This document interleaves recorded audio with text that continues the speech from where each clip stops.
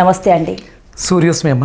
గురుగారు, ఇప్పుడు ఆదివారం అనగానే మాకు సెలబ్రేషను, పార్టీలు, డిన్నర్లు, అటు ఫ్రెండ్స్తో బయటకు వెళ్ళడాలు, నాన్ వెజ్ కంపల్సరీ అనేది బాగా బ్రెయిన్లోకి ఎక్కిపోయింది.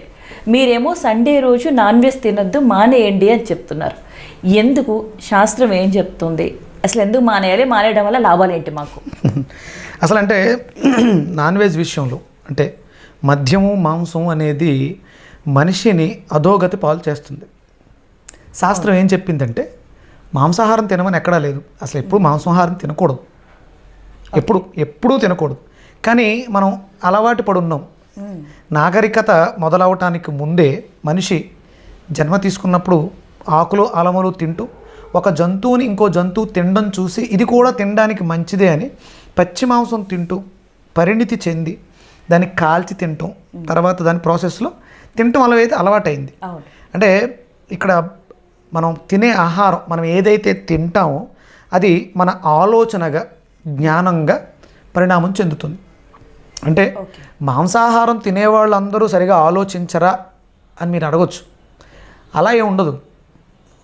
వాళ్ళకు ఉన్నటువంటి ఇన్కార్నేషన్, జన్మ తాలూకు జ్ఞానం ఏదైతే ఉందో, నేర్చుకున్న పాఠాలు ఏవైతే ఉన్నాయో అవన్నీ కూడా కొంత లౌకికత్వాన్ని నేర్పిస్తూ ఉంటాయి. కానీ వెళ్ళగా ఇది బ్రెయిన్ మొద్దుబారిపోతూ ఉంటుంది. తినగా కొంత ఫైట్ మనలో జరుగుతూ ఉంటుంది. రెగ్యులర్గా మనం చేస్తూ ఉంటాం. అంటే ఒకటండి, మనం తీసుకునే ఆహారం ఏదైతే ఉందో, కాయగూరలు తీసుకున్నాం, అది అరగడానికి సమయం పడుతుంది. కాయగూరలతో తిన్న ఆహారం ఎంత సమయంలో అరుగుద్దని మీరు అనుకుంటారు మీకు తెలిసి? అంటే 4 to 5 hours. అదే మాంసం తింటే అరగడానికి ఎంత టైం పడుతుంది? ఎక్కువ టైం, 8 hours దాకా పడుతుంది అని విన్నాం. 54 hours పడుద్దమ్మా. ఓకే. మీరు తిన్న చికెను 54 గంటలకు కానీ పూర్తిగా పచనమై మీకు దాని శక్తిని ఇవ్వలేదు. ఓకే. 54 గంటలు అంటే ఎన్ని రోజులు? 3 రోజులు. మీరు ఒక సింహం దగ్గరకో పులి దగ్గరకో కడుపు నిండా తినేసిన తర్వాత వెళ్ళారు అనుకోండి, మిమ్మల్ని ఏం చేయదు అది. అంటే మళ్ళీ తన లోపల ఉన్న మాంసం పూర్తిగా అరిగితేనే అది వేటకు వెళ్తుంది. 2-3 రోజులు అది హ్యాపీగా ప్రశాంతంగా ఉంటుంది. దానికి తెలుసు. అంటే మాంసం తింటే నేను 2-3 రోజులు ఇంకేమీ తినకూడదు, తినదు, అవసరం లేదు. మరి ఇక్కడ ఇవాళ మధ్యాహ్నం లంచ్, నైట్ డిన్నరు, మర్నాడు మళ్ళీ బ్రేక్ఫాస్ట్, ఇక ఇలా వెళ్తూనే ఉంది. ఇప్పుడు లోపల తిన్న ఆహారం 54 గంటలు అనుకుంటే సాయంత్రానికి ఎన్ని గంటలు ఖర్చు అయినాయి మనకి? 5 to 6 hours ఖర్చు అయింది. అంటే 54లో 6 తీసేస్తే 48 గంటలు నిడివి ఇంకా ఉంది మనం తిన్నది అరగడానికి. మళ్ళీ వేసాం, ఈ 48కి మళ్ళీ 54 యాడ్ అవుతాయి. సిస్టమ్ ఏమవుతుందమ్మా, లోపల డైజెషన్ సిస్టమ్ అది ఒక పని చేస్తూ ఉంటుంది. ఇప్పుడు మీరు యాంకరింగ్ చేస్తున్నారు, నాతో మాట్లాడుతున్నారు, మీకు ఇంకో సైడ్ ఇంకొక సెలబ్రిటీని పెట్టేసి క్వశ్చన్ మొదలుపెట్టారు, మీ పరిస్థితి ఏంటి?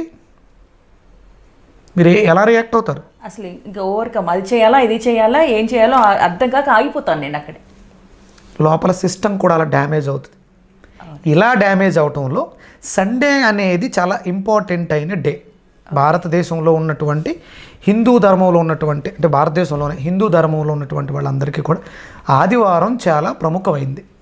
ఆదివారం అంటే ఎండింగ్ డే కాదు, మొదటి రోజు, మొదటి రోజు ఆదివారం.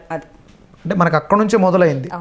ఆ రోజు ఎన్విరాన్మెంట్లో, ఎర్త్లో ఎనర్జీస్ ఎక్కువగా ఉంటాయి.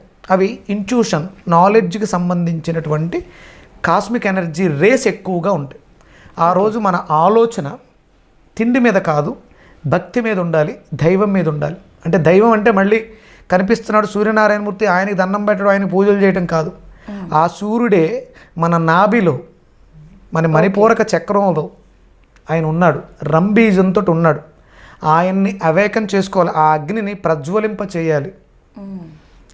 ఆయనకి అవినాభావ సంబంధం ఉంది కాబట్టి ఒక మంత్రం, మిత్ర రవి సూర్య భాను కగ పూష హిరణ్య గర్భ మరీచి ఆదిత్య సవిత్రార్క భాస్కరేభ్యో నమః అంటే ఆయన 12 నామాలు. ఈ మంత్రాలు ఉచ్చారణ చేస్తున్నప్పుడు లోపల ఒక కదలిక మొదలవుతుంది. సూర్యుడు నుంచి కాంతి కిరణాలు వస్తున్నాయి కదా, ఇది ఎప్పుడైతే 10 దళాలతో కూరుకున్నటువంటి కమలం, మణిపూరక చక్రం 10 దళాలు ఉంటాయి. ఆ కమలం మీరు మంత్రాలు ఉచ్చరించిన వెంటనే ఎలా ఓపెన్ అవుద్ది అంటే, ఇది సోలార్ ప్లేట్ అనుకోండి, సన్ వచ్చింది, అందులోంచి ఉన్నటువంటి సోలార్ ఎనర్జీని రిసీవ్ చేసుకుని శరీరం అంతటికి స్ప్రెడ్ చేస్తుంది. ఇది ఆదివారం నియమ నిబంధంగా జరుగుతూ ఉంటుంది.